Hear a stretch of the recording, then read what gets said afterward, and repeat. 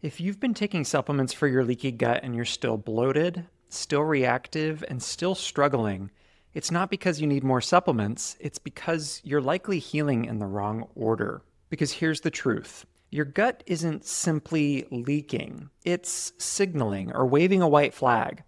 And your gut lining replaces itself every 3 to 5 days. So the question isn't, can it heal? It's, will it let you heal? Most people won't, not because they're not trying, but because they're trying to patch the barrier before fixing the systems that control barrier support underneath. I've seen too many patients spending thousands of dollars on powders and protocols and permeability tests while completely missing these three upstream systems that actually dictate whether or not your gut can rebuild itself. I'm Dr. Kenny, root cause health detective and IFM certified practitioner. My job is helping people understand the biology behind their symptoms, not just selling another this for that protocol. So in this video, I'm walking you through the three systems that control barrier repair and the exact order to address them in so that your gut can finally do what it was designed to do, heal itself. No $600 zonulin test required, no 47-step protocol, just science-backed systems thinking.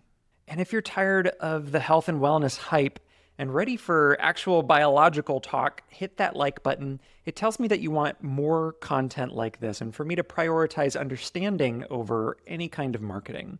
All right, so let's start with what leaky gut actually is. Leaky gut is a common nickname for what's more appropriately called increased intestinal permeability. Let me break that down for you. So your gut is lined by a single layer of cells that's held together by tight junctions. Think of them like the mesh in a screen door, for instance. And when those junctions loosen, things that shouldn't pass through are able to. Partially digested food particles, bacterial fragments, different toxins that we consume. Your immune system sees these things as threats and reacts. That's why we get these inflammatory responses. Much inflammation stems from the gut. That's why you get the bloating, the food sensitivities, the fatigue, skin issues, joint pain, brain fog, the list goes on to what is really connected to the gut. Now, what a lot of people don't know is that leaky gut or intestinal permeability is not an on-off switch. It's more of a dimmer situation. Some permeability is normal and necessary for nutrient transport, and we are dynamic beings. The problem is when it becomes chronic and dysregulated. Your gut lining is renewing itself every 3 to 5 days, remember, so that means it's constantly rebuilding. The question is, are you giving it the right environment and the right supplies to rebuild well? And are you asking it to repair while the same stressors or the same functional drivers are poking the holes in the screen? So let's talk about what actually controls whether that screen door stays intact or keeps getting damaged. The first system is all around your stress response and stress resilience. Chronic stress doesn't just make you feel bad in all the other ways. It chemically weakens your gut barrier. When your body is under stress, cortisol stays elevated, and that signals your gut to loosen the tight junctions, in addition to some other immune changes that are happening at the gut level. And it's because we're essentially in survival mode. Your body is prioritizing blood flow to the muscles and to the brain, not to your digestion in these moments. So when we have that chronic overactivation of the fight or flight nervous system versus the rest and digest nervous system, we lose a certain amount of resilience from the nervous system to the cellular level in the gut. A recent study in 2022 found that chronic psychological stress directly impacts intestinal permeability through a pathway known as corticotropin-releasing hormone and mast cell activation. But what this means for you is that if you're doing all the right gut protocols, but your nervous system is stuck in this fight or flight mode, your barrier cannot heal. Stress chemistry, when we zoom out and stop thinking of stress as just emotionally perceived stress, it changes how your gut functions. And this is why things like vagal tone matter. That's the communication highway between the brain and the gut and many other important organs. When it's strong, your gut gets the clear signals of safety, but also to digest and to repair and to protect. When it's weak, its signal gets scrambled and it becomes the first domino in the domino effect of many different chronic conditions. The big takeaway here is that you can't supplement your way out of a stress problem. The barrier heals when your nervous system signals safety. That's where the work often is. Now let's look at what's living in your gut and how that affects the barrier. The second system we're going to talk about is your microbial ecosystem, or your microbiome. About 70% of your immune cells live in your gut. They represent one of the first interfaces with us and the outside world. And your gut microbes are the construction crew that live there and maintain the barrier. When your microbiome is balanced, certain bacteria do all kinds of functions like fermenting fiber into anti-inflammatory short-chain fatty acids, especially things like butyrate. And butyrate is a very important component when we are talking about integrity of the gap junctions, because butyrate is the primary fuel for your intestinal cells. It literally supports the mortar between the bricks. You can think of it that way.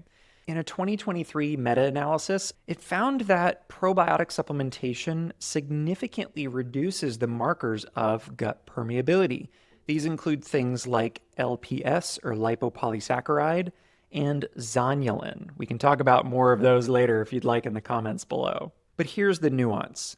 Probiotics are allies. They're not magic bullets. And given that there are thousands, maybe even millions of different supplements out there, you need the right strains at the right time. Lacto-bifido-blends are really good for general support when we're talking about daily probiotics.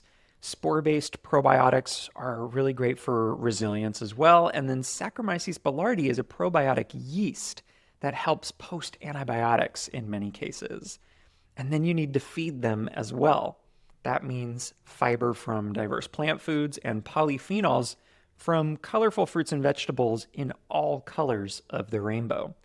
And then you can also use fermented foods if you tolerate them. I know everyone's on a different spectrum when it comes to intestinal permeability, but foods like kefir, sauerkraut, kimchi, especially if any of these are homemade, they're really great options.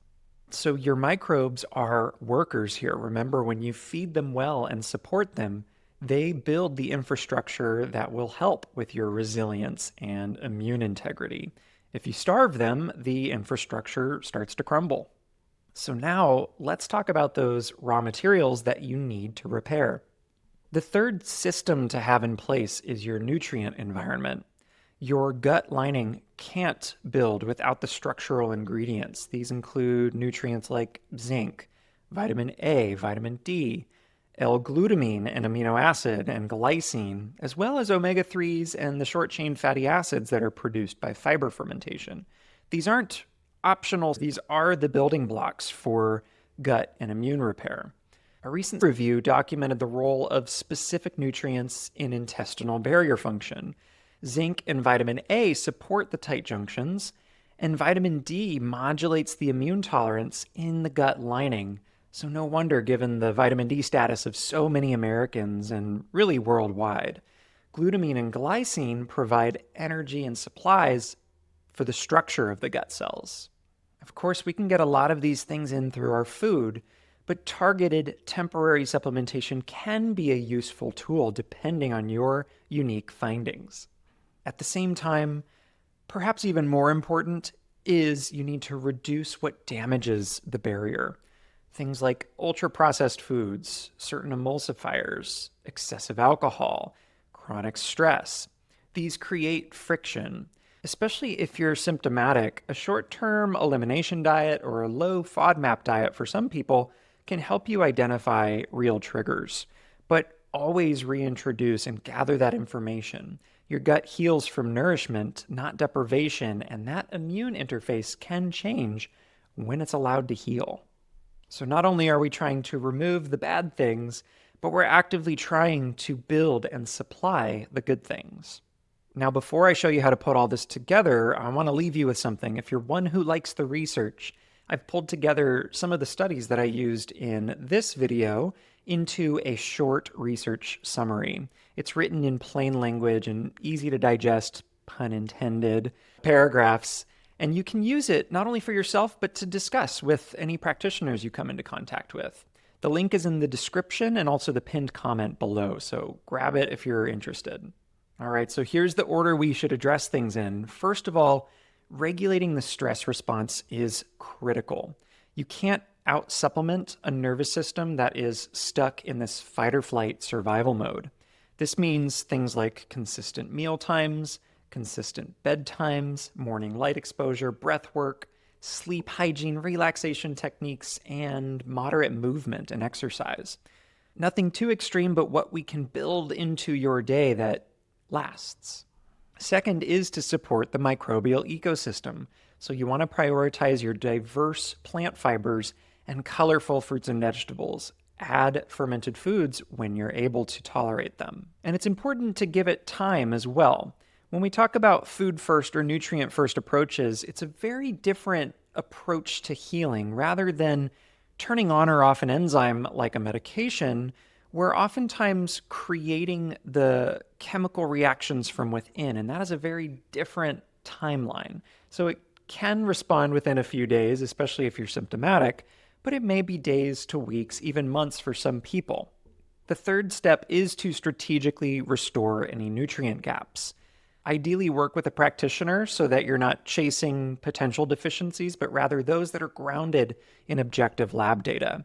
You can use targeted supplementation where needed: zinc, vitamin A, vitamin D, omega-3s. And lastly is to reduce the friction from foods. Not forever, but just long enough to allow your gut to have a break and the inflammation to calm down. Then you can reintroduce foods that might be triggers and watch for your body's response. Here's what I want you to take away from this video, if nothing else. The gut lining doesn't heal in isolation. It's part of this entire ecosystem that is you. The barrier heals when the environment allows it to. Regulate stress, feed your microbes, restore nutrients. That's the order that works for most people. Leaky gut isn't about chasing the leak. It's about rebuilding the environment and finding the why behind the leak. When I hear someone come in told that they've had leaky gut, my mind doesn't go to fixing a hole in the gut barrier. It goes to asking what weakened the screen in the first place. Here's some of the quick questions that I hear the most as well. First is, do I need to get tested for leaky gut? My short answer is likely no.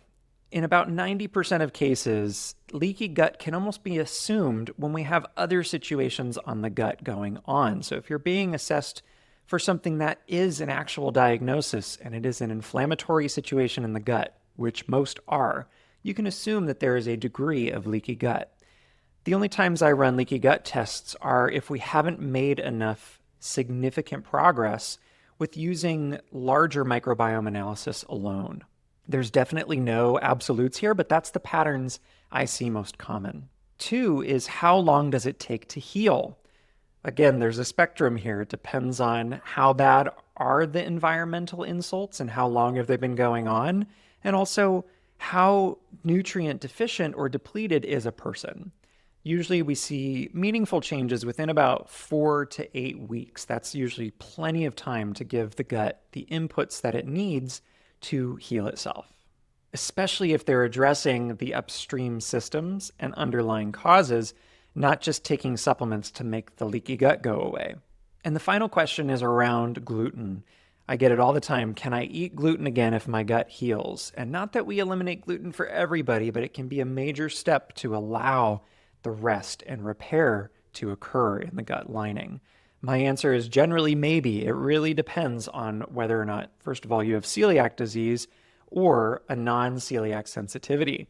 But the big takeaway is to test, not to guess your way through it, and work with a practitioner who can help reintroduce systematically and bring clarity to the process, structure, and strategy, rather than just matching a supplement to a lab finding. Now that you understand the 3 systems that control gut barrier repair, Check out this next video that YouTube thinks you're going to like, and honestly, it's probably right. I'm Dr. Kenny, Root Cause Health Detective. Thank you for watching, and I'll see you in the next video.